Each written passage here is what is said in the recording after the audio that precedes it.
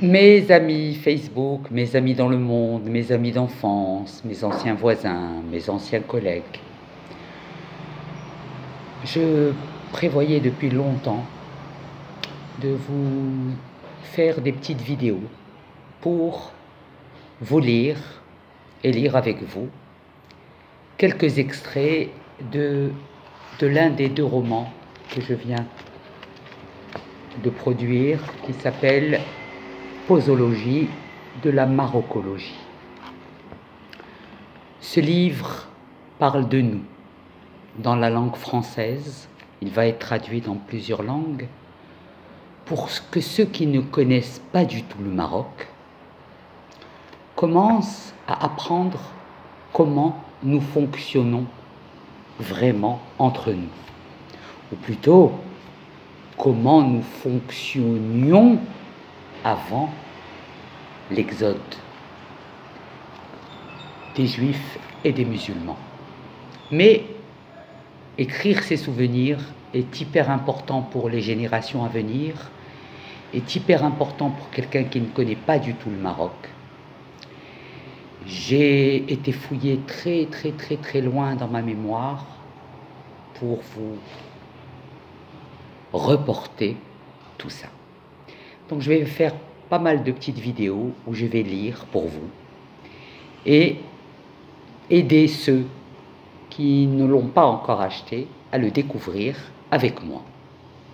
Aujourd'hui, je vais vous lire un chapitre que j'ai appelé « Les mariages théâtraux ». Il se peut que lorsque le chapitre est long, je le coupe en deux et vous le retrouverez donc sur YouTube. Les mariages théâtraux. Mon amie Amina avait épousé un de ces hommes encore plus dangereux qu'un tsunami. Le genre de mec né pour exterminer une femme par la force surhumaine de ses vagues de colère. Amine se comportait avec sa femme de la même façon qu'avec un sol. Quand Amina osait lui faire un quelconque reproche sur ses sorties répétitives avec ses amis célibataires, Amine la piétinait de coups de pied. La haram. La piétinait de coups de pied, la balayait du lit conjugal et lui décapait le visage en le rendant exsangue par la peur qu'elle éprouvait face aux colères de ce mari. À part la similitude de leurs deux prénoms, Amine et Amina n'avaient aucun dénominateur commun. Après ce genre de drame arrosé de larmes, Amine se rhabillait, accusant Amina de tous les maux, l'insultant avec des mots sortis tout droit d'un égout, et repartait aussitôt pour aller piétiner un autre sol. Celui d'une femme naïve et tellement esseulée qu'elle avait fini par associer l'idée du bonheur au son des pas d'un homme sur le sol de sa maison.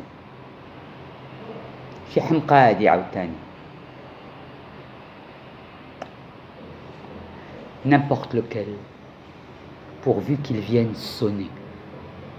Quelle tristesse! Neza, sahabto la pouf, savait qu'Amine était mariée, mais préférait se contenter des restes d'Amina plutôt que d'endurer les angoisses conséquentes à sa peur phobique du vide.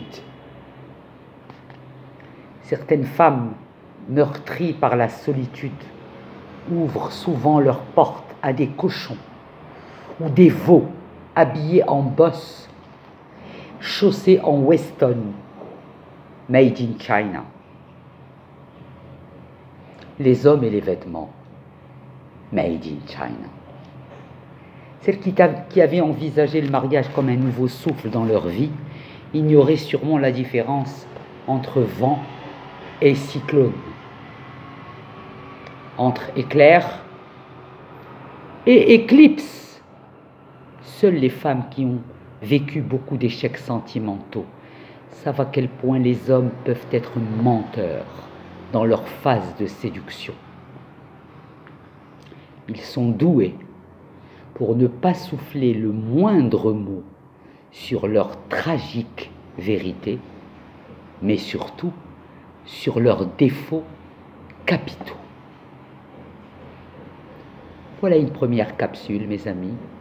J'attends vos commentaires, j'attends vos questions, et je vous en ferai d'autres, ou d'autres, et d'autres, si ma lecture vous plaît, et que bien sûr, il serait judicieux que vous l'ayez et qu'on puisse débattre de tel ou tel sujet marocain qui est abordé dans ce livre.